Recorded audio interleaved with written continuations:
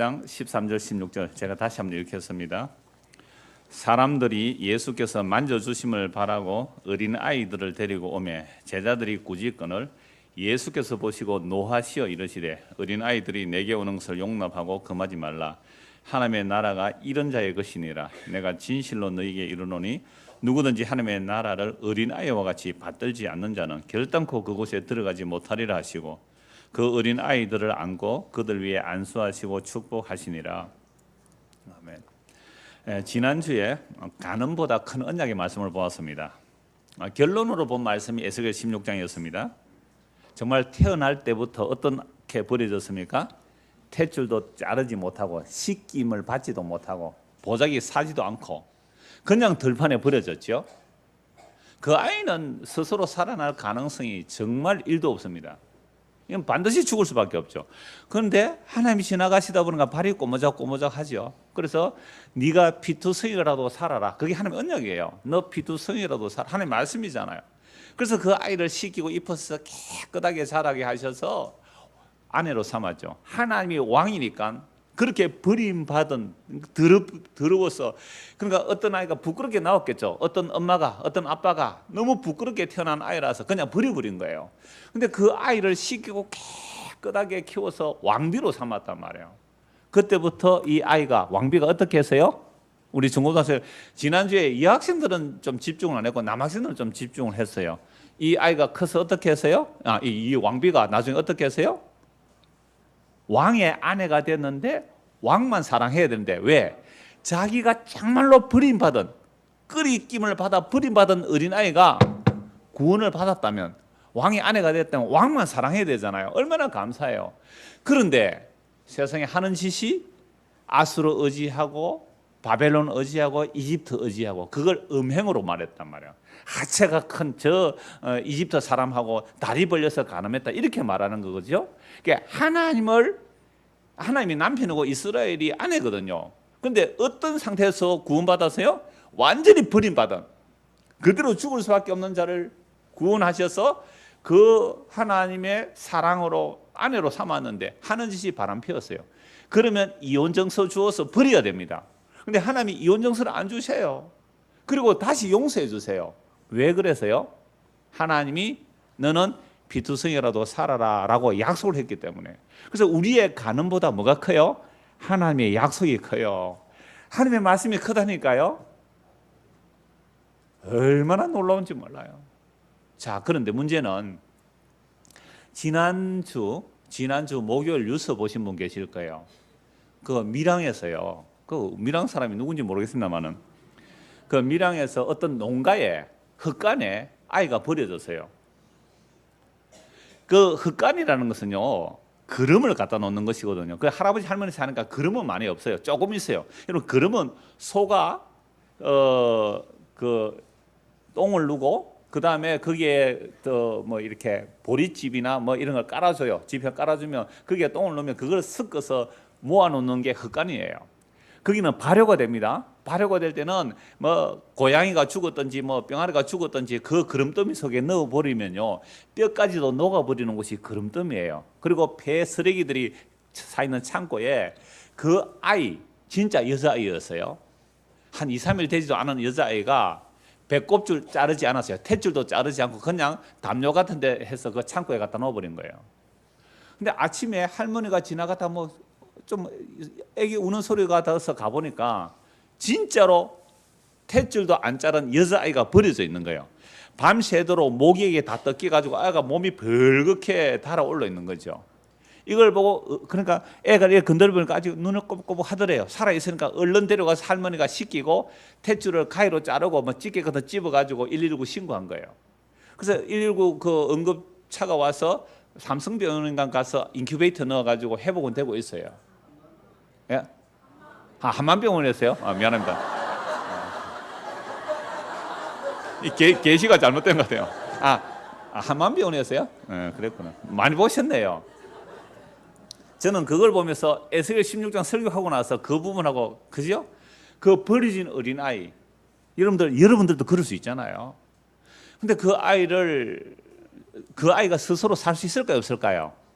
못 살아. 근데 그 아이를 누가 입양할 수 있잖아요. 그러면 내가 입양하겠다. 뭐 지금 경찰에서 조사하고 있겠지만 누가 버렸는지. 그래서 제가 지난주 얘기했잖아요. 우리 중고등부 학생들, 이 학생들 허리 쭉 펴고 이쪽으로 보세요. 여러분들이 지금 아기 임신해가 아기 낳으면 어쩔래요? 뭐 어떻게 좋은 오빠야 만나가 좋은 오빠 나쁜 오빠야 만나갖고 이래 아기 낳으면 어떻게 할래요? 제가 지난주 그런 말씀 드렸잖아요. 그럴 수 있어요, 여러분들이. 근데 그 버려진 아이를 어떤 누가 입양할 수 있잖아요. 입양해서 예쁘게 키웠어요. 그래서 아내를 맞이했어요. 근데 그 아이가 자기가 버림받은 것을 알고 나를 사랑하고 남편 아내 삼아주신 그분의 사랑에 감사해서 그분 사랑하고 살아야 되는데 하는 짓이 그냥 지난주 에스겔 16장처럼 그런 여자의 행동을 한다면 그냥 받아주겠어요? 버리겠어요? 사람은요 받을 수 없어요. 그런데 하나님의 사랑의 어떠함을 보여주기 위해서 지난주 에스겔 16장을 보았는데요. 저는 그 목요일날 그 뉴스 보고 이 에스겔 16장 너무너무 겹쳐지는 거예요. 근데 저는 그 사건을 보고 저 버림받은 아이가 나라는 거죠. 저 버림받은 아이가 나라고요. 그래서 주께서 씻기고 깨끗게 하시고 점도 없는 티도 없는 거룩한 신부로 만들어 주셨는데 여전히 나는 뭘 하고 있어요? 음행을 피우고 있어요. 그런데 놀랍게도 이 간음보다 그 하나님의 십자가에 죽으신 그 아들의 희생으로 용서하신 그 용서와 그 사랑이 더 크기 때문에 제가 오늘 이 자리에 서 있는 거죠. 저는 이거 아니면 설교할 자격이 정말 없어요. 나는 이 용서를 믿기 때문에 여러분들에게 말씀 전하는 겁니다. 그래서 이것도 오늘 어린아이와 같은 말씀, 어린아이와 같이 연결되는 말씀인데요. 자, 에스겔 16장에서 버려진 아이도 어린아이고 실제 밀양에서 버려진 11일 날 버려진 그 아이도 똑같이 여자아이더라고요. 희한하게 탯줄도 안 잘랐고요. 이걸 우리에게 시사해 주는 거예요. 그게 너야. 그 아이가 너라는 걸 알아란 말이에요. 왜 수천 년 전에 에스겔 16개 그 말씀이 실제 이 밀양 땅에서 일어났느냐 말이에요. 밀양에만 일어나요? 창원에는 안 일어나요? 온갖 도시들마다 버려진 아이들이 얼마나 많아요. 그거 왜 또 우리에게 뉴스로 보여주셨어요? 많이 보셨네요. 나는 삼성밀 한명부영을 갔다 그러는데 그거 왜 보여줬을까요? 그 아이가 너야 너. 그 아이가 바로 너라는 거예요. 생명 없는 우리 그 가짜 생명 날 때부터 제약 가운데 잉태되어서 날 때부터 죽을 수밖에 없는 가짜 생명 그걸 가지고 우리는 살아가는 거잖아요. 그래서 오늘 우리 주일학교 설교를 했습니다. 어린아이들에게 설교했잖아요. 요한복음 20장 31절 예수님께서 이보다 수많은 표적들을 나타내셨지만 오직 이것만 기록하면 왜? 성경책 예수님 행적 다 기록하려면 3년 동안 행적 기록 다 하려면 얼마나 엄청나게 많겠어요. 그러나 이것만 기록하는 이유는 이게 계시다라는 거죠. 이것만 기록하는 이유는 너희가 예수가 누군지 알고 믿어라.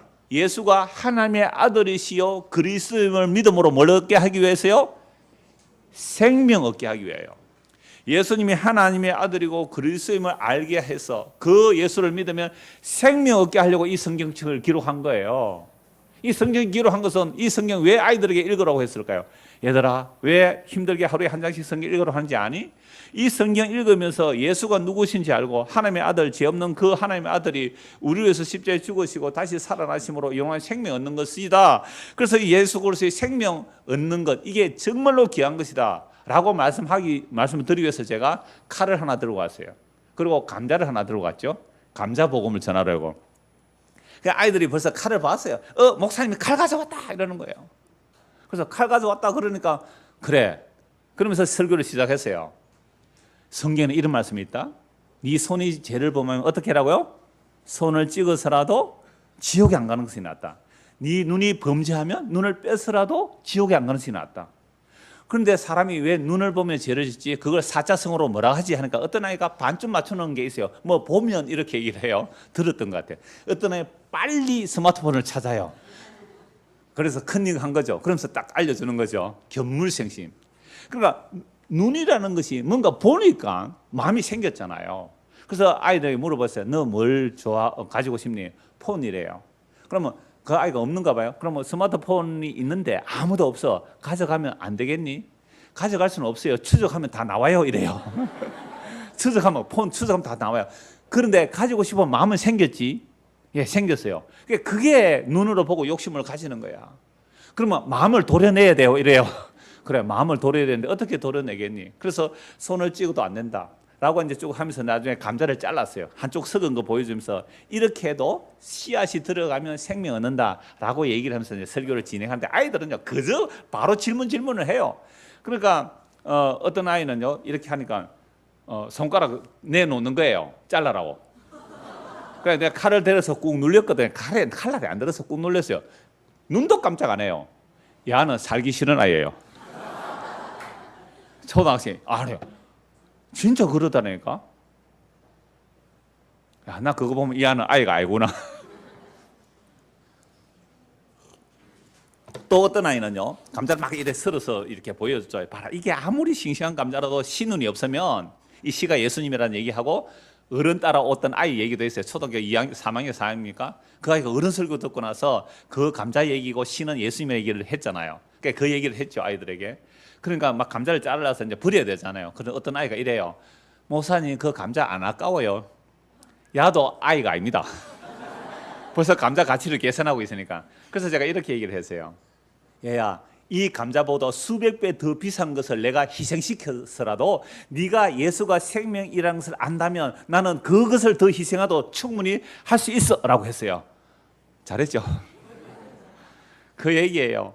그러니까 우리가 예수 그리스도 그분이 생명이에요. 예수 그리스도 그분이 생명이에요. 그러니까 어린아이 같이 그 예수님을 받아들이는 자 천국 간다 이렇게 말씀하고 있거든요. 다시 오늘 본문을 보십시오. 사람들이 예수께서 만져주심을 바라고 어린아이들을 데리고 오매 제자들이 꾸짖습니다. 여러분, 제자들이 왜 어린아이들을 데리고 오는 이 엄마들을 꾸짖었을까요? 지금 예수님의 제자들이 생각하는 하나님의 나라는 어떤 나라예요? 우리처럼 힘있고 예수님에 대해서 헌신충성하고 예수를 메시아로 삼아서 하나님의 나라를 이루어야 되는데 누가 걸리적거리는 거예요? 아이들은 거치적거리는 거죠. 요즘은 아이가 한둘이지만 옛날에는요, 산화 제한도 없어서 집집마다 뭐 보통 7, 800 나옵니다. 그러니까 어떤 어른들이 일을 할 때 애들이 막 뛰어다니고 왔다 갔다 하면 어떻게 해요? 애들은 저리 가라. 저 누집하고 좀 저리 치워라 이런다면 우리 애들은 저리 가라 그래요. 애들은 가라. 왜요? 애들은 하나님의 나라를 이루는 어른들의 일에 뭐가 된다고요? 방해가 된다. 애들은 치우라 그랬어요. 애들은 치워버리라. 이게 제자들의 생각이죠. 그래서 아이들을 데리고 오는 사람들 막 꾸짖는 거죠. 예수님께서 보시고 뭐 하셨어요? 노하셨어요. 여러분, 예수님이 왜 분노하시는지 잘 보세요. 예수님이 노하셨어요. 그리고 어린아이들이 내게 오는 것을 용납하고 금하지 말라. 하나님의 나라가 이런 자의 것이다 라고 말씀하죠. 내가 진실로 너에게 이르노니 누구든지 하나님 나라를 어린아이와 같이 뭐 하지 않으면요, 받들지 않는 번역 제대로 번역한 거 아니에요. 이 받든다는 것은 뭔가 지지하고 높인다는 뜻이 받든다는 거거든요. 어린아이가 천국을 받들어서 천국 가는 거 아니란 말이에요. 이 받아들인다는 개념은 뭐예요? 받아들인다는 거죠. 받아들임. 어린아이 같이 받아들이지 않는 자는 결탄코 그곳에 들어가지 못하리라 하시고 그 어린아이를 안고 그들 위에 안수하시고 축복하셨습니다. 예수님은 하나님의 나라가 어린아이 같은 자들의 것이라고 합니다. 어른이라고 생각하는 자들도 자신이 어린아이 같이 하나님 나라를 받아들이지 아니하면 하나님 나라 백성이 안 됩니다. 그래서 어른이라도 어린아이처럼 하나님 나라를 받아들여라, 수용해라 이 말이죠. 다른 말로 하면 예수 믿어라 이 말입니다. 그러니까 어린아이들이 스스로 예수께 나오는 게 아니잖아요. 아마 부모들이 품에 안고 왔을 거예요. 품에 안고 어린아이들을 어른들이 품고 예수께 뭐 해주도록 안고, 유대인들은 이제 축복한 게 머리, 우리나라 같으면 머리 쓰다듬어 주잖아요. 아이들 머리 쓰다듬어 줘요. 나도 주일학교 학생들 오면 대부분 머리를 쓰다듬어 줘요. 제일 많이 쓰다듬는 아이는 따로 있어요. 그 아이는 오면요 꼭 이래요. 목사님 하면서 품에 안겨러 와요. 아이가 내가 꼭 안아줍니다. 그리고 머리 쓰다듬어 줘요. 그러니까 유대인들은 어린아이를 어른들이 머리 쓰다듬어주고 안수하고 축복해 주는 것을 바라고 이제 엄마들이 아기를 안고 예수님이 오는 거죠. 아이가 스스로 오는 거 아니잖아요. 나 예수님께 안겨야지, 나 예수님이 안수 받아야지 이렇게 오는 게 아니잖아요. 어른들이 데리고 와요. 그러니까 예수님이 그 아이를 품에 안고 머리를 쓰다듬어 주시고 안수하시고 축복해 주시잖아요. 왜요? 어린아이는 이런 자들의 것이라고 말씀합니다. 그러니까 어른들 보고 책망하는 거예요. 너희들도 이 어린아이처럼 하나님 나라를 받아들이지 않는다면 너희는 천국 못 간다 이 말이죠. 하나님 나라가 어린아이 자의 것이라 이 말이죠. 자, 그러니까 어린아이가 예수님 품에 안기듯이 여러분 어른이라도 예수님 품에 안겨야 된다 이 말입니다. 여러분 예수님 품에 안기게 계세요? 근데 예수님의 제자 중에 예수님의 품에 안겼다는 제자가 있어요. 누구예요? 요한이에요. 요한은요 제자들 중에 가장 어려요. 그리고 요한은 순교 안 하고 가장 오래 살아남아요. 예수님께서 그 요한에게 마리아를 부탁해요. 그래서 성질 같으면 빨리 죽었을 거예요. 왜요? 별명이 뭐예요? 요한이? 보아너게, 우리의 아들이잖아요. 사마리아 사람들이 자기 영접을 한다고 하늘에서 불려서 다 죽이자. 이게 요한이거든요. 그 불같은 성질에 예수 성령님에서 복음 전하러 갔으면 제일 먼저 순교했을 거예요. 근데 마리아를 부탁했으니까 마리아 데리고 어떻게 해요? 죽어버리면 예수님의 십자가에서 마지막 부탁한 내용인데 네 어머니다 보소서 당신 아들이요. 그러니까 이 요한이 마리아 챙긴다고 죽지도 못하고 도망 다녔거든요. 그러다가 자연 사는데 100살까지 뭐 살았다. 그렇게 해서 뭘 완성하고 가요? 성경을 신약을 완성하고 가죠. 그러니까 이 요한은 가장 어렸다고 해요. 모든 학자들이 요한 제자들 요한이 가장 어린데 그 요한은 식사할 때마다 어디에 앉아서요? 예수님의 품에. 근데 유대인들이 식사 자리는 이렇게 기대에 앉거든요. 옆에 팔 보로 같은 데서 이렇게 편안하게 기대에 앉아서 이렇게 음식을. 그러니까 요한은 예수님의 품에 기대에 앉은 자예요. 그러니까 베드로가 예수님의 품에 안겼다. 좀 어색하죠. 베드로는 이미지가 우리 어른이잖아요. 그래서 요한은 가장 어린 아이예요. 그러니까 예수님 품에 안길 수 있는 거잖아요. 요한의 이름이 뭐예요? 사랑을 받은 자라는 뜻이거든요. 그러니까 어른이라도 우리는 어떻게 돼요? 예수님의 품에 안겨야 되는 거죠. 그걸 뭐라고요? 천국이라 그래요. 그런데 어른들이 예수님 품에 예수님 나 안아주세요. 나 어린아이예요. 이러지 않으려고 여러분들 노력하죠. 그걸 종교라 그럽니다. 종교는 끊임없이 성장과 성숙을 얘기해요. 발전을 얘기해요. 어른 되고 싶으잖아요. 아니요. 어른 되려고 하는 그게 죄입니다. 여러분 에덴 동산에서 타락하기 전에는 어른 되려고 노력 안 했단 말이에요. 쫓겨나서 어른 되려고 해요. 내 인생 내가 책임져야 되니까. 그래서 어린아이 같아야 된다는 말은 여러분 어른이라도 내 인생 내가 책임지고 살려면요 얼마나 힘든지 몰라요. 그건 아버지가 없는 고아가 하는 걱정이거든요. 어린아이가 부모만 있으면 걱정 안 해요. 어린아이 같이 하나님 나라를 받아들인다라는 것이 오늘 이 예수님께서 말씀하신 천국의 그 핵심이에요.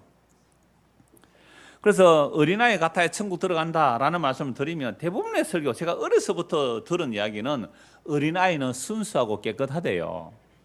여러분 어린아이 순수한 어린아이 하나도 못 봤습니다. 저는 엄마 뱃속부터 싸우는 아이가 어린아이들입니다. 야곱과 에서가 어떻게 해요? 엄마 뱃속에서 싸웠어요. 서로 나가려고, 서로 장자 되려고.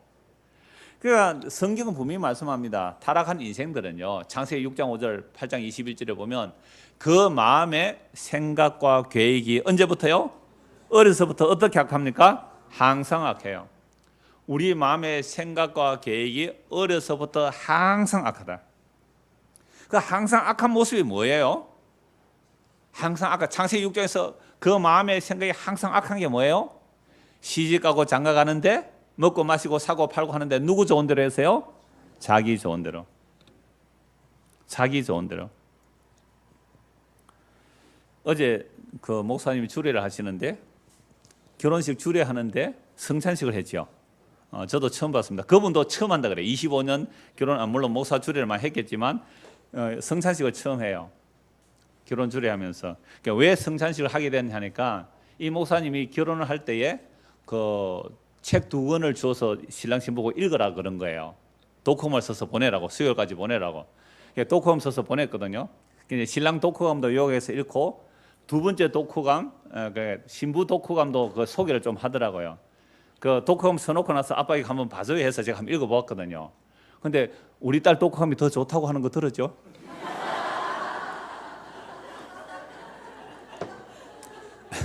그게 복음으로 세뇌된 효과라 그랬잖아요. 그래서 결혼해서 내가 더 깨어지고 내가 더 부서지기를 원합니다라고 얘기를 한 그걸 보고 인용한 거죠. 그래서 금요일날 저녁에 그 신랑 측에 전화가 왔더래요. 그래서 이번 결혼 주례 하는데 내가 그 신랑 신부를 위해서 성찬식을 하겠다고 미리 연락이 왔더래요. 그러니까 그렇게 그 도콤을 썼지만 그 아이도 자기 좋은 대로 살아갑니다. 그러니까 도금 쓰는 거하고 사는 거하고 달라요. 그러니까 우리의 마음의 생각과 계획이 어려서부터 어떻다고요? 항상 악한 것이 안 나올 수가 없는 인간입니다. 그래서 예수님의 살찌으심과 피 흘리심 외에는 우리는 뭐가 없어요? 영생이 없는 거예요. 여러분에게 한번 물어보겠습니다. 제가 원고에 이렇게 썼습니다. 늘 푸른 교회 올지 말지 누가 결정하였습니까? 여러분에게 뭔가 좋은 것이 있어서 왔을 것입니다. 우리 중고등학생들 엄마 따라 오는 아이들은 아니고요. 재미도 없는데 데리고 와가지고 힘들게만 만들고요. 자, 그런데 전혀 내 마음에 들지 않는데도 버티고 있다면 왜 그렇게 하십니까? 내 마음에는 들지 않지만 그래도 목사가 바른 말씀 전한 것 같으니, 제 착각입니다만, 그래도 바른 말씀 전한 것 같으니 버티고 있다 어디는 가야지? 천국은 가야지. 그렇게 생각하는 사람이 없겠지만 혹 그렇게 생각하여 버틴다고 갈 수 있는 천국입니까? 아니라는 거예요. 아니라는 거예요. 그러니까 그런 생각으로 이렇게 하면 천국 갈 수 있겠다라는 것은 그건 자기 힘으로 들어가는 나라죠. 그건 자기 힘으로 들어가는 나라죠. 이거 하나님 나라 아닙니다. 하나님 나라는 어린아이 같아야 합니다. 어린아이 같아야 한다는 것은 어린아이는요, 주는 것을 그냥 받아야 살아가는 거죠. 생존이 불가능해요. 스스로 생존 불가능합니다. 하나님 나라는 하나님의 언약을 따라 선물로 주셔야만 들어가는 나라죠. 하나님의 나라는 사람의 힘으로 못 들어가요. 이걸 어린아이 같아야 들어간다 이 말씀입니다. 요걸 하고 실제 6월 11일 목요일 유서 요 원고 이래 나와 있는데 앞에 나와서 미리 말했습니다. 그 한 농가에 버려진 아이, 그럼 정말 파리떼가 들어볼 거요. 근데 의사가 하는 말이 이 아이가 밖에 버려져서 안 죽은 이유는 그날 비가 왔고 그다음에 이 담요라도 한 장 덮여져 있었기 때문에 살아 있었다. 체온이 유지되어서. 겨울 같으면 어때요? 이미 죽은 거예요. 여름이니까 그나마 체온이 유지되어서 살아 있었다는 얘기를 들었습니다. 이 아이 혼자 못 살잖아요. 구해 주어야 살아가죠. 하나님 나라가 이 모양이라 이 말이죠. 하나님 나라는 우리 스스로는 절대로 자기 힘으로 못 들어가는 나라. 하나님께서 모든 것을 다 해주셔야 되는 나라. 이걸 무슨 나라라고요? 어린 아이 같아야 들어가는 하나님의 나라라 이 말입니다. 그러니까 인간은 스스로 태어날 수도 없고 태어난 아이가 스스로 자랄 수도 없어요. 짐승들은요, 저는 새끼 낳는 거 봤거든요. 소가 새끼 나오면요, 희한해요. 태어나자마자 그 어미소가 이 태를 다 먹어요. 그리고 혀로 싹 핥아주고 나면요, 부득득 하다가 바로 접먹어요. 그리고 몇 시간만 있으면요, 막 뛰어다녀요. 물론 그 짐승들은 들판에서 그렇게 해야 살아남을 수 있잖아요. 그 사자들에게 안 먹히려면. 근데 사람은요, 1년 돼도 제대로 못 걷잖아요. 하나님께서 왜 사람을 그렇게 약하게 만드셨을까요? 하나님 왜 사람을 그렇게 어린아이가 태어나면 바로 하루 만에 뛰어다니면 얼마나 좋겠어요? 지금 애기 키우는 엄마들, 그죠? 애 낳았는데 하루 만에 막 화장실 가고 자기가 전부 하루만 고생하면 돼. 막 뛰다니고 이 똥오줌 가리고 얼마나 좋겠어요? 그런데 왜 애가 그렇게 힘들게 크는 것을 하나님이 허락하셨을까요? 천국은 어린아이 같아야 들어간다는 거 알게 하려고 애 키우는 게 그렇게 힘들어요? 자기들은 스스로 걸어 다닌다. 왜 이렇게 더위를 안 하신 것 같아요? 어린아이가 그렇게 힘들게 크는 이유는요, 어린아이 같아야 천국 가기 때문에. 그래서 그 어린아이를 품에 안고 뭐라고 생각해야 돼요? 부모들은 그래, 나도 너처럼 컸는데 우리 부모가 나를 키워줬구나. 이것처럼 하나님이 우리를 이렇게 키워주시구나. 그냥 키우는 부모 정도가 아니라 하나님이 사람이 되셔서 십자가에 죽으시고 살과 피를 주셔서 우리에게 생명 주시구나. 그래서 하나님의 나라는 전적으로 하나님의 희생으로 그 십자가의 공로로 은혜로 값없이 들어가는 나라구나. 하나님 나라가 그렇게 우리에게 은혜로 임하는 거구나. 그래서 그 하나님 나라를 우리는 어떻게 해요? 받아들이는 거예요. 이걸 복음 선포예요. 복음의 선포는 하나님의 나라가 어떻게 이루는지 선포하는 거예요. 그럼 그 복음 선포를 여러분들이 뭐 하면 돼요? 어린아이처럼 받아들이면 돼요. 계산해요, 안 해요? 하면 어른입니다. 계산하면 요거 받아들이면 내한테 뭐가 이익이 될까? 요거 여러분 천국 간다는데 용서받는다는데 그 계산한다면 어린아이는 아직 아니에요. 어린아이는 그 복음의 선포 앞에 수납되는 거예요. 받아들여지는 거예요. 왜? 갓난아기 버려진 아이처럼, 밀양에서 버려진 아이처럼. 그래서 제가 청년 때에 믿음 좀 있는 줄 알았거든요. 다른 건 몰라도 뭐 믿음은 좀 있는 줄 알았는데요. 그래, 믿음은 조금 있다 생각했는데 다른 건 아무것도 없어서 믿음 좀 있다 생각했는데 그 믿음이 내 믿음이 아니에요. 이 에스겔서 16장 말씀을 비춰주니까 세상에 딱 버려진 계집 아이 모습이 저한테 그대로 더빙이 되는 거예요. 딱 그림더미 위에 버려진 아이. 저는 제가 충격받았어요. 목요일 날 뉴스 보고. 제가 6세 때쯤, 그때쯤 내가 이 에스겔 16장 말씀에 비춰진 모습이 또 밀양이래. 그것도 밀양 하필이면. 물론 제가 그 말씀에 비치면 부산에서 받았습니다. 부산에서 내 모습이 어떠한지 버려진 아이의 모습이 이 에스겔 16장의 글자가 아니에요. 글자가 아니라 실제 내가 에스겔 16장에 버려진 그 아이였는데, 이제 60 다 돼가는데 한 번 더 이 밀양에서 사건을 일으켜서 그게 너야. 그게 너야. 주님 맞습니다. 주님 맞습니다. 그래서 하나님께서 주신 것을 받을 수밖에 없어요. 하나님의 나라는 어른이 못 들어갑니다. 자기 힘으로 뭐 성화 성숙, 성장, 발전, 힘, 어른 되자 아니에요. 전혀 반대되는 말로 뒤집어 버립니다. 이걸 구약에서 이미 다 말씀하고 있어요. 시편 8편을 한번 보십시다. 시편 8편입니다.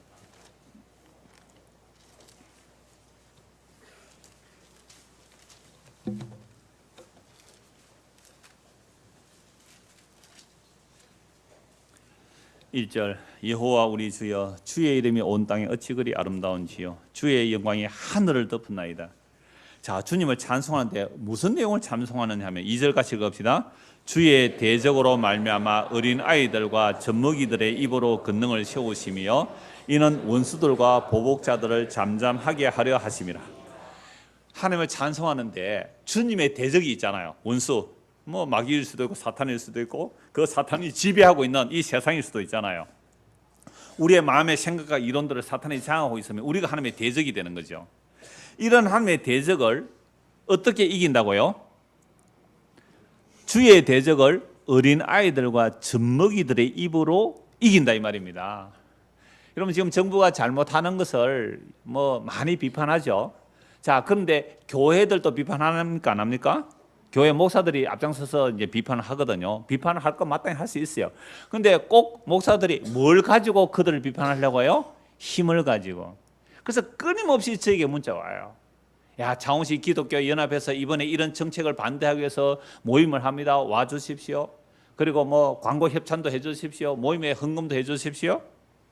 그렇게 수많은 사람들이 몰려가서 정책을 반대하면 그 정치하는 사람 다 표를 의식하거든요. 그 표를 의식하기 때문에 야, 기독교인들 저렇게 반대하면 내 표 잃겠다 싶어서 자기는 찬성하고 싶어도 반대하거든요. 그렇게 힘으로 싸우더라고요. 그런데 하나님 나라의 그 원수들, 주님의 원수들은 누구를 통해 이긴다고요? 주의 대적으로 말미암아 어린 아이들과 젖먹이들의 입으로 싸우게 하신단 말이에요. 그런데 지금 제자들은 누구 가라 그랬어요? 어린애는 가라 그랬잖아요. 왜? 힘은 안 되니까, 돈 안 되니까 가라 그랬잖아요. 하나님 나라를 누구로 싸운다고요? 어린아이로 싸우는데, 그러면 어떤 나라의 정책이 굉장히 잘못된 정책을 펼쳐요. 그런데 우리 교회에서 보내는데 누구 보내면 돼요? 어린아이 한 2-3명 보내는 거예요. 딱 피켓팅 들고 반대해요 이러면 그 사람들이 눈이라도 끔뻑하겠어요? 그러니까 우리는 뭐 하고 싶어요? 수만 명, 수십만 명, 수백만 명, 그죠? 서명해서 청원하잖아요. 그게 기독교가 싸우는 싸움의 방법이에요. 힘을 추구해서 하나님 나라를 이루어요. 이게 예수님은 책망했습니다. 그러면 힘을 모아서 힘으로 하나님 나라를 이루자는 자들이 누구였어요? 지금 오늘 본문에서 누구였어요? 제자들. 예수님의 제자들. 힘을 가지고 하나님 나라를 이루자고요. 예수님 분노하세요. 책망하세요. 교회가 힘 키우자고요. 예수님 분노하세요. 어린아이를 세웁니다. 어린아이. 어린아이는 이런 자의 것이다. 어린아이처럼 주는 것을 그냥 받아들이는 자. 체면 차린다고? 그런 외식하는 나라 아니에요. 체면 차리는 나라 아니에요. 어린아이는 주면 안 받으면 살 수 없는 아이. 갓난 애기, 젖먹이. 어른이 안 돌보면 살 수 없는 그 어린아이가 들어가는 나라. 어떻게 들어가요? 하나님의 약속을 따른 예수 그리스도의 십자가에 다 이루신가 그 십자가의 보혈의 공로로 값없이 하나님 나라를 받아들이는 거죠. 천국은 이런 사람의 것입니다. 잘나려고 하지 마십시오. 똑똑하려고도 하지 마시고 어른 되려고도 하지 마시고, 물론 뭐 하지 말라고 해서 안 하는 사람 아무도 없습니다만 우리가 하나님 나라가 뭔지를 알아야 되잖아요. 지금 예수님께서 책망하는 제자들이 하나님의 나라를 힘으로 만들어내려고 한다니까요. 무슨 힘? 세상의 힘. 미련하고 어리석은 십자가의 도가 아니에요. 그래서 시편 8편 2절 말씀을 예수님께서 마태복음 21장 10절 그대로 인용하세요. 예수님께서 예루살렘 들어가셔서 막 기적을 행하니까 아이들이 뛰놀면서 호산나 다윗의 자손이요. 무슨 뜻이에요? 다윗의 자손 메시아. 예수님을 보고 그렇게 호산나 다윗의 자손 메시아, 당신이 우리를 지금 구원하소서. 호산나. 이게 호산나거든요. 애들이 뛰다니면서 호산나 다윗의 자손이요. 누구 보고요? 예수님 보고. 누가 화가 나세요? 어른들이 화가 나세요. 누가 어른이에요? 대제사장들, 서기관들, 바리새인들, 종교 지도자들. 이들이 화가 난 거예요. 뭐? 저 나사렛 예수가 다윗의 자손이라고? 호산나, 뭐? 지금 우리를 구원하소서. 대제사장이 분노하면서 예수 보고 막 고함 지르거든요. 예수, 당신 저 아들 하는 소리 못 들어서 당신 보고 다윗의 자손이라 그러는데 빨리 멈추시오. 예수님 뭐라고 말합니까? 시편 8편 2절을 그대로 인용해요. 시편 8편 2절을 그대로 인용하는 게 마태복음 21장 11절 제가 읽어드리겠습니다. 예수님이 이 말씀을 인용하셨어요. 뭐라고 말씀합니까? 젖먹이의 입으로 나오는 찬송을 온전하게 하셨다 하는 말씀을 읽어본 적 없느냐? 시편 8편 2절 이들이 알아요, 몰라요? 알아요. 그런데 이 시편 8편 2절에 예수님을 얘기한 줄 몰랐단 말이에요. 젖먹이들의 찬송을 온전하게 했다. 그러니까 아이들이 뛰놀면서 다윗의 자손 예수여 호산나 호산나, 예수를 보고 당신이 구원자요 우리를 구원하소서. 그 찬송이 온전한 찬송이다. 너 시편 8편 2절 그 말씀이 나에게 대한 내용이다. 이 말씀을 예수님께서 하시잖아요. 여러분, 성경은 너무너무 완벽해요. 볼수록 그리스도를 증거할 때 이렇게 놀라워요. 그래서 대제사장이 어떻게 해요? 저놈 저대로 둬서는 안 되겠다 해서 뭐합니까? 모함해서 죽이잖아요. 그런데 예수님 뭐 스스로 죽으러 가시죠. 그들이 죽여서 죽습니까만. 이사야 9장 보십시오. 이사야 9장입니다.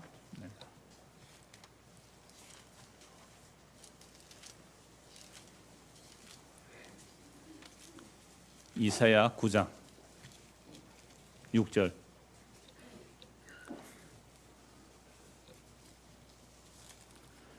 6절 7절, 6절 7절 우리 두 절 같이 한번 읽읍시다.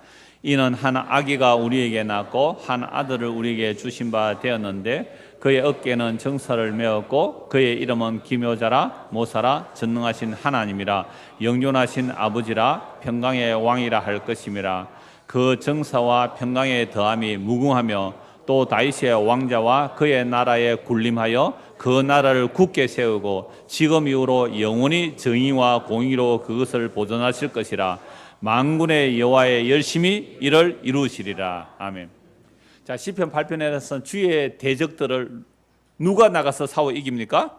젖먹이와 어린아이들이 나가서 그 원수와 보복자들을 잠잠케 할 거란 말이에요.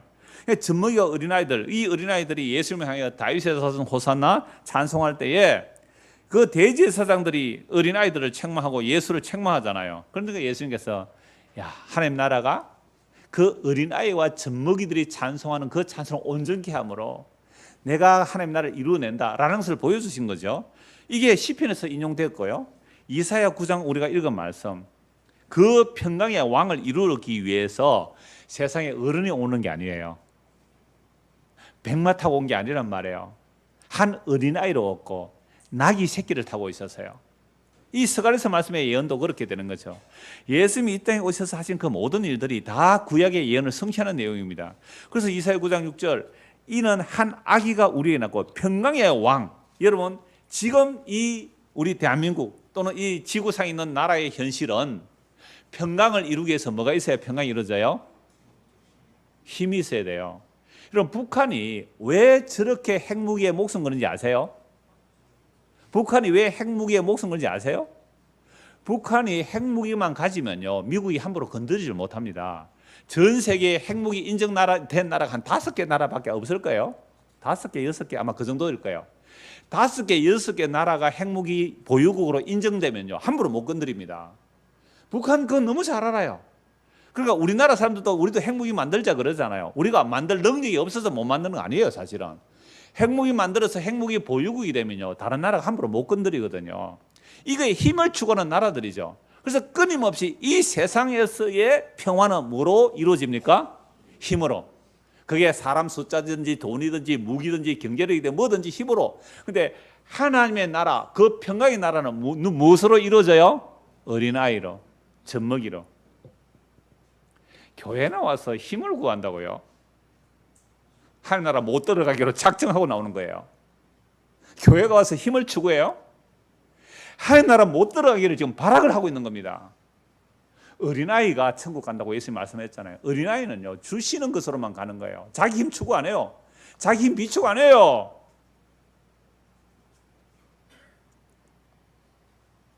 한 아기가 우리에게 낳는데, 한 아들을 우리에게 주시는데, 그 어깨에, 어린아이의 어깨에요, 정사를 메었고 그의 이름은 기묘자라, 원더풀, 이해할 수 없는, 정말 놀라운, 우리의 이성을 뛰어넘는, 우리의 판단을 뛰어넘는 모사라.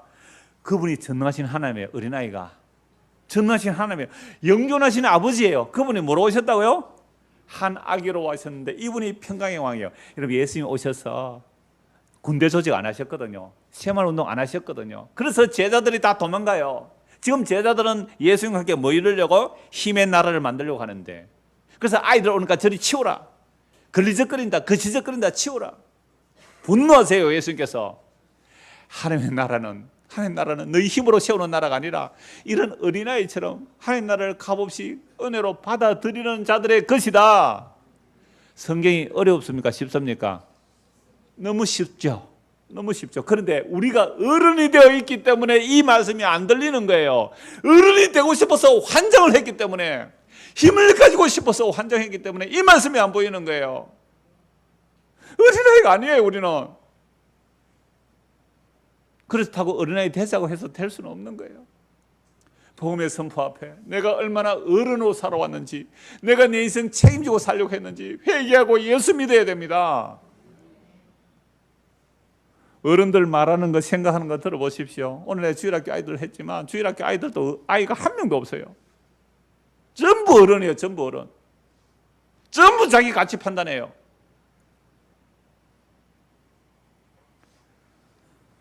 한 아기가 우리에게 왔습니다. 그분이 영원한 하나님입니다. 영존하신 아버지세요.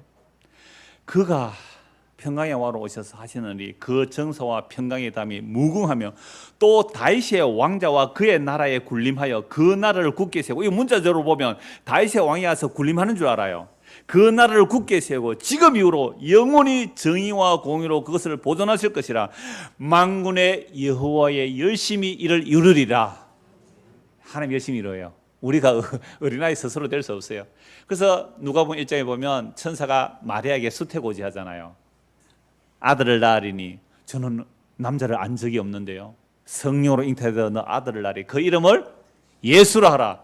이는 자기 백성을 저희 지에서 구원할 자임이라. 이는 임마누엘이라 하라. 하나님이 우리와 함께, 하나님이 우리와 함께 하시기 위해서 아기로 오셨어요. 하나님이 우리와 함께 하기 위해서. 그 이름이 누구예요? 예수.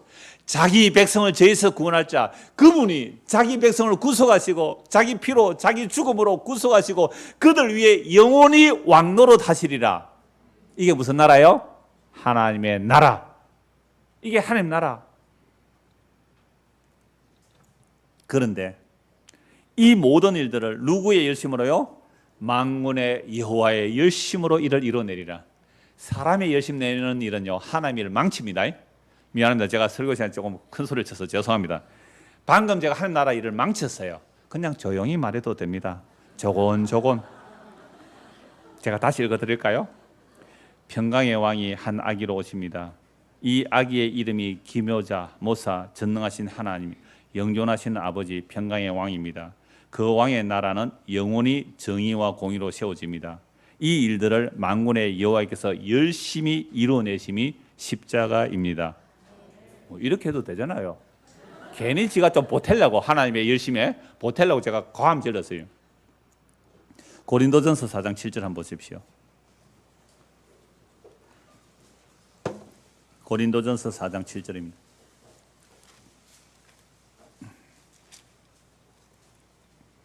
고린도 교회가 정말 타락한 도시였지만 바울이 복음 전해요. 복음 전하고 복음을 받아들여요. 여러 가지 은혜와 은사들이 많이 나타납니다. 그러니까 자기를 자랑해요. 막 파당이 생기고요. 막 자기 자랑을 해요. 나 이랬다 저랬다 막 자랑해요. 고린도서 4장 7절 같이 읽읍시다. 누가 너를 남달리 구별하였느냐? 네게 있는 것 중에 받지 아니한 것이 무엇이냐?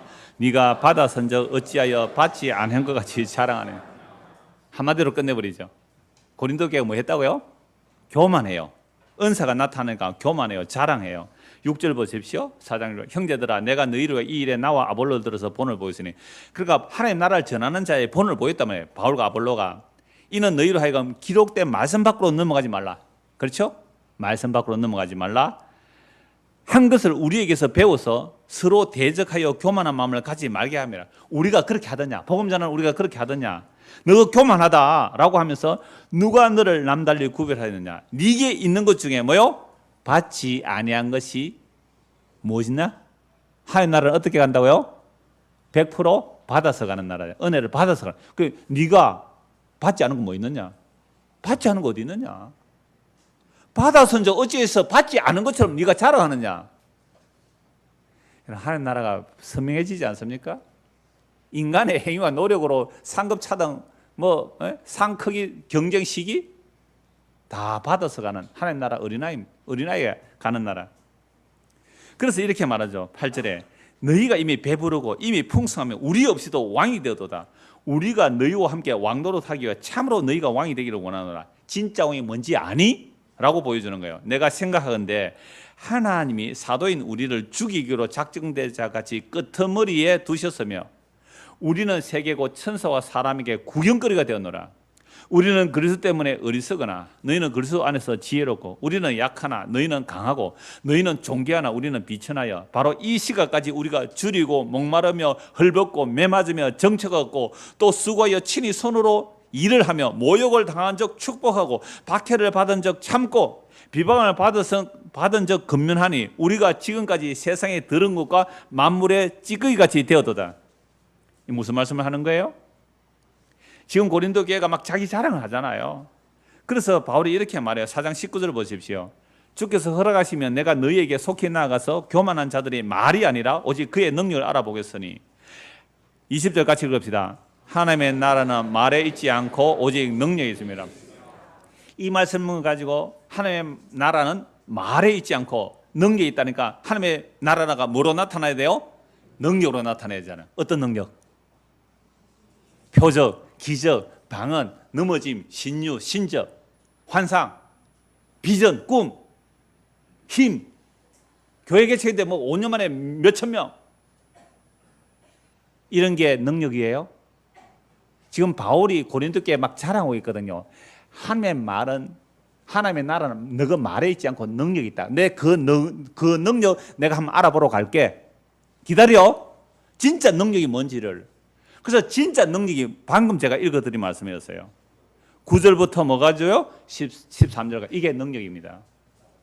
여러분, 이거 능력으로 자랑하시겠어요? 만물의 찌꺼기 같은 대접을 받는데 사람들이 막 저주하니까 나는 축복해줘요. 이게 능력이라니까요. 하나님의 나라의 능력이 이겁니다. 이 하나님의 능력 구하셔서요.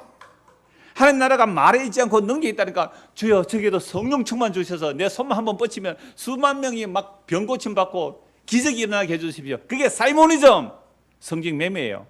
시몬이 사도들에게 돈 주고 나도 그 능력 달라고, 돈 주고 그 은사 달라고. 사이모니즘 저주받아요. 그거. 하나님의 나라는 말에 있지 않고 능력이 있다는 그 능력이 뭔지를 지금 베드로가 이 바울사도가 설명하는 거예요. 천사와 사람에게 구경거리가 되었습니다. 이게 하나님의 능력으로 나타나는 거예요. 어린아이 모습보다 더해요. 이건 작정제, 죽이기로 작정된 제 끄트머리 두셨어요. 이 시간까지 우리가 줄이고 목마르면 누가 이래요? 지금 헐벗고 매맞으면 누가 이래요? 정처갖고 수고와 여친이 손으로 일을 하고 모욕당한 적, 축복하고 박해받은 적 참고 비방을 받은 적 근면하니 우리가 지금까지 세상에 들은 것과 만물의 찌개같이 되었다. 이렇게 말하면서도 참 아버지의 마음이에요. 바울이 14절 내가 너희를 부끄럽게 하려고 이것을 쓰는 것이 아니라 오직 너희를 내 사랑하는 자녀같이 권하려 하는 것이라. 그리스도 안에서 일만 스승이 있으되 아버지는 많지 아니하니 그리스도 예수 안에서 내가 복음으로 너희를 낳았다. 아버지가 되었어요. 복음 전해서 복음 받아들이면 그 사람이 뭐라고요? 너는 내 아들이라 할 수 있는 거죠. 진리로 내가 너를 낳았다. 복음으로 너를 낳았다 이 말이죠. 그러므로 내가 너희에게 권하노니 너희는 나를 본받는 자가 되라. 이로 말미암아 내가 주 안에서 내 사랑하고 신실한 아들 디모데를 너희에게 보내었으니 그가 너희로 하여금 그리스도 예수 안에서 나의 행사고 내가 각 교회에서 가르치는 것을 생각나게 하리라 라고 말하면서 하나님 나라는 말에 있지 않고 어디에 있다고요? 능력에 있다라는 말씀을 하시는 거예요. 고린도후서 12장 한번 보십시오. 이런 책망까지 왜 하는 거예요? 고린도후서 12장 14절 같이 읽읍시다. 보라 내가 이제 세 번째 너희에게 가기를 준비하였으나 너희에게 폐를 끼치지 아니하리라. 내가 구하는 것은 너희의 재물이 아니요 오직 너희니라. 어린아이가 부모를 위하여 재물을 저축하는 것이 아니요 부모가 어린아이를 위하여 하느니라. 바울이 고린도 교회를 가면 고린도 교회에서 연부를 해서 또 바울이 다른 데 복음 전하러 가야 되잖아요. 그러니까 내가 여러분들 세 번째 가려고 하는데 내가 여러분들에게 뭐 하러 가는 거 아니다? 폐를 끼치러 가지 않겠습니다.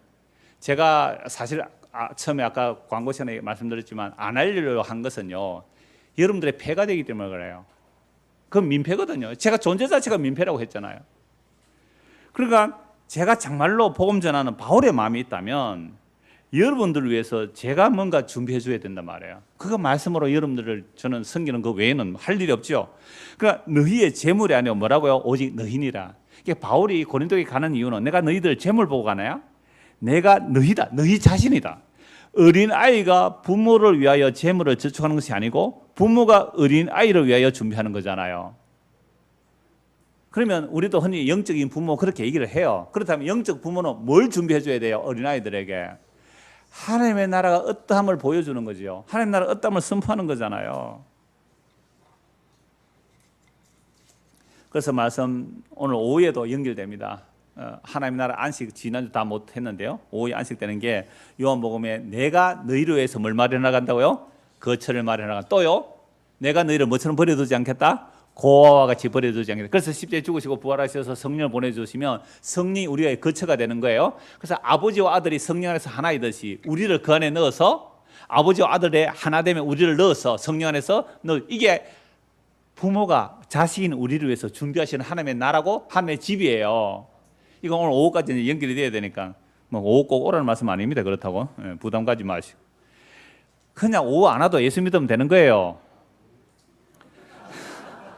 한 거 보고 말씀 마무리하겠습니다. 마태복음 11장 25절. 마태복음 11장 25절입니다.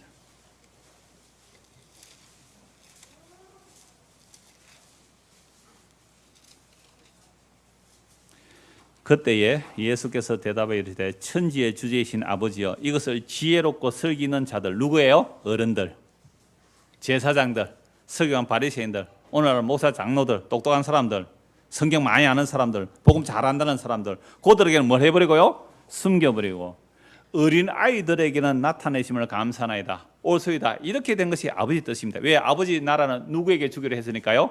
어린아이에게 주기로 원하셨으니까. 그래서 예수의 말씀을 못 알아듣는 사람들은 누구예요? 어른들이에요. 예수의 말씀을 알아듣는 자들은 누구예요? 어린아이예요. 그 어린아이의 모습이 뭐예요? 세리였고 지혜인이었고 장기들이었어요. 물론 그들이 다 알아듣는 거 아닙니다. 어른들을 책망하기 위하여 어른들 스스로 의인된 자들을 책망하기 위하여 어린아이 같은 자의 모습으로 죄인, 고아, 세리, 장기, 과부 이 모습으로 드러나는 거죠. 이런 자들은 하나님 나라가 자기 노력으로 못 가는 걸 너무 잘 알아요. 은혜의 선물로 받아들이는 나라. 이게 어른들에게 숨겨버려요. 어린아이에게 나타내요. 옳습니다. 옳습니다. 이렇게 된 것이 아버지 뜻이 맞습니다.